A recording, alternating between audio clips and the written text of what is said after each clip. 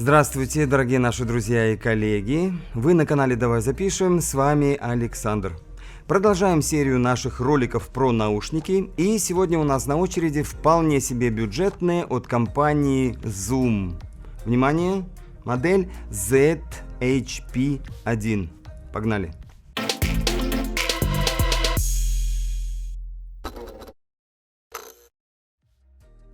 И сразу о том, сколько денежек надо отдать за то, чтобы эта модель появилась в общей куче нашего домашнего музыкального оборудования. Это 4000 плюс-минус 200-300 рублей, в зависимости от того, где будете их приобретать.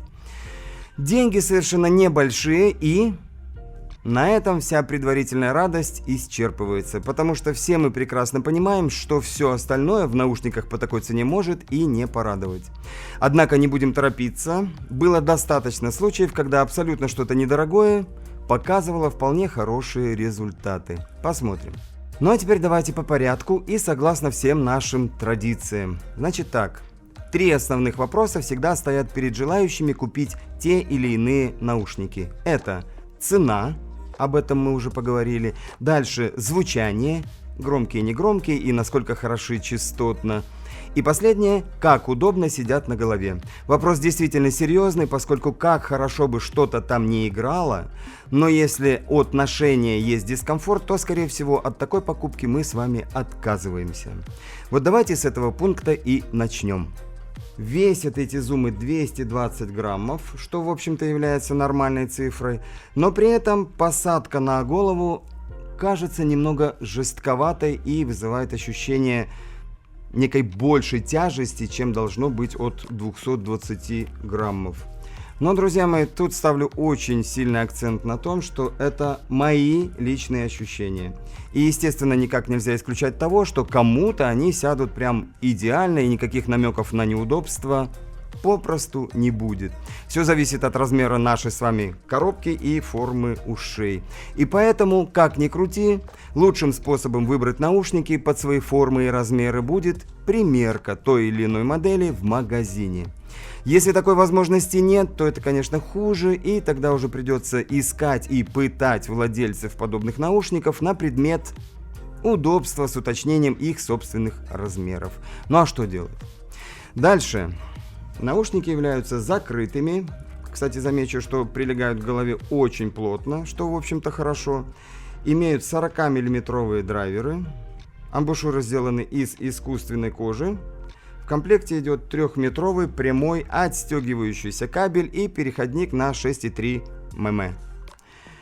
Ну а что касается основных технических показателей, то непременно мы об этом поговорим и обязательно покажем вам интересные картинки с замеров, сделанные нашими партнерами компанией Reference Audio Analyzer, которым неустанно будем говорить спасибо за ту работу, которую они проделывают в своей лаборатории звука.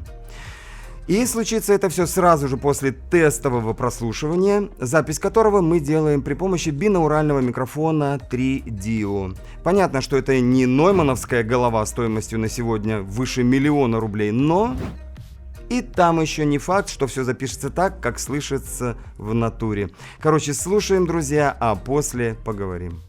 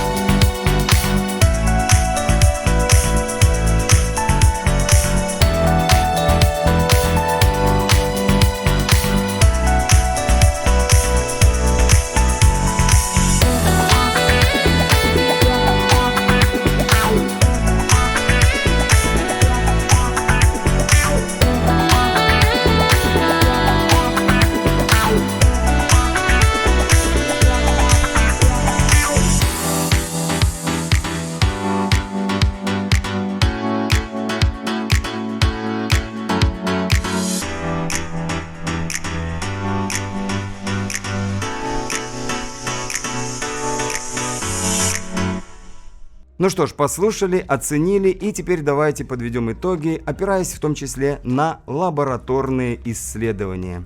Первое, что мы всегда обсуждаем, это чувствительность. Производитель указал цифру 97 плюс-минус 1,5 дБ. Приборы наших друзей зафиксировали несколько другой показатель, а именно 104,8. И здесь, наверное, не будем устраивать каких-то разборок и ругать зумовцев, поскольку больше это не меньше. Была бы ситуация обратная, вот тогда бы они под раздачу точно попали. И в силу того, что эти зумы на 3,2 дБ громче большинства полноразмерных наушников, их можно назвать достаточно громкими. И действительно, мы это прочувствовали, опробовав и на приличной карте, и на обыкновенном ноутбуке, и даже на смартфоне. Везде громкости было предостаточно. Идем дальше, и на очереди у нас сопротивление. В описании производитель указал 60 Ом, а вот приборы RAA намерили аж 76,6. Сложно сказать, в чем тут дело, ведь обычно разница у нас гуляет в пределах нескольких Ом, что совершенно нормально, учитывая то, что провода и переходники что-то на себя берут. Но тут-то более 16 единиц. Кто его знает? Во всяком случае, очень хочется думать, что это просто какая-то ошибка в описании. Ладно, переходим к последней картинке. Всеми нами любимая АЧХ. В принципе, картинка полностью повторяет происходящее. Низ плотный и ровный, область нижней середины несколько просажена, что в какой-то степени даже может быть и неплохо. И прыжок в 6000 по сути не делает каких-то катастроф. В любом случае, привыкнуть к этим нюансам можно и нужно, после чего уже работать, делая на это поправку. Ну а в целом надо сказать, что то, о чем я говорил в начале ролика, недорого не значит безоговорочно плохо, взяло и сработало. То есть наушники абсолютно точно отрабатывают свои деньги. И, да бог с ним с деньгами, они вполне могут подойти для студийной работы.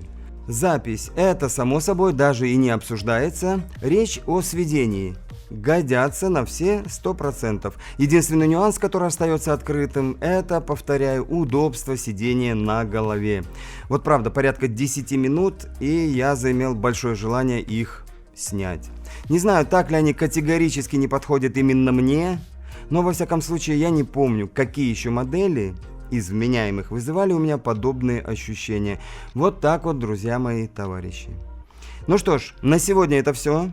Пишите, комментируйте, спрашивайте. Всем удачи, спасибо, что смотрите нас, и, разумеется, до новых встреч на нашем канале.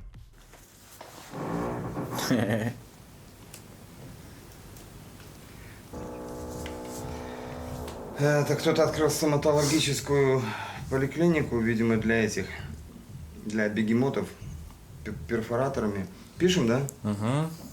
Ну, пишем так пишем.